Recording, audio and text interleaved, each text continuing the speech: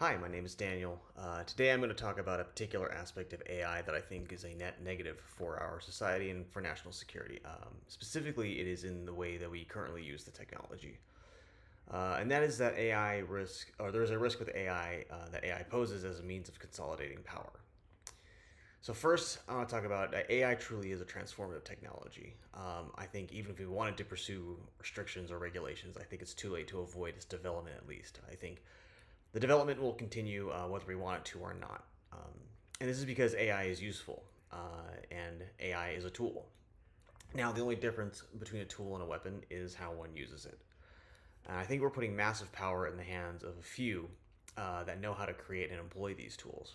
Whether that is a government, whether it's our own or a foreign government, or it's the tech companies who run these and create these, or whether it's data brokers who are trying to scrape data, we're putting a lot of power into the hands of people who are going to be able to use it against us.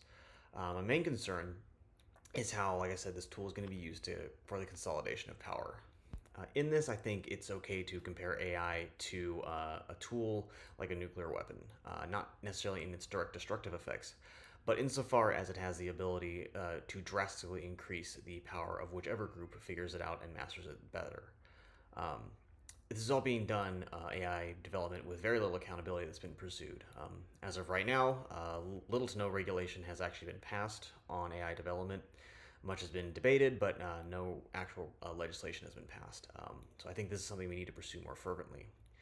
So when it comes to power consolidation, I think of a few things. First, I think of how AI is going to reinforce existing power structures and allow exercise of narrative control. There are a number of pre-print papers that I'll have linked in my description, so you guys can look at them about AI sycophancy. These are, like I said, they're pre-print, but they talk about how various AI models tended to sacrifice truth for user affirmation.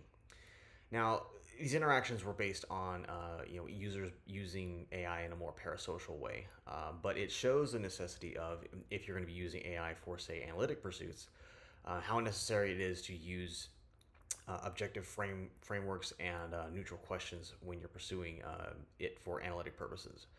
Um, you have answers to analytic questions that will be subject to how the researcher frames a question. And if you have a question that assumes a desired answer in the framing, even mistakenly, AI may not clock that and may generate answers that, without your knowledge, affirm the supposed framing or the presupposed framing. When it comes to power structures, AI cannot necessarily be criticized or trusted to criticize those power structures if it's going to be assuming the framing of the power structure in the first place. This is compounded by the fact that AI models are easily manipulated to ensure propagation of particular narratives. This was particularly well demonstrated when we saw XAI's Grok when it started to answer every single question posed to it with a narrative about white genocide in South Africa. Now, that was a particularly ridiculous example, but it speaks to how these AI models can be manipulated to produce and propagate ideas and narratives within a population. So all of these, whether it's capital consolidation or it's existing or reinforcing existing power frameworks or the ability to auto-generate narratives within a population, all of these speak to massive red flags that I think need to be addressed. So I want to stress that these are issues with AI as it currently exists and as we are currently using it. I think that it's possible for AI to be a net benefit, and I think that's possible, especially with workflow integration and streamlining, that it will be a net benefit. But as it exists currently, I think that we need to have a very strong spirit of criticism and awareness among our fellow citizens and our politicians so that we can pursue sensible rules and regulations to protect ourselves from misuse.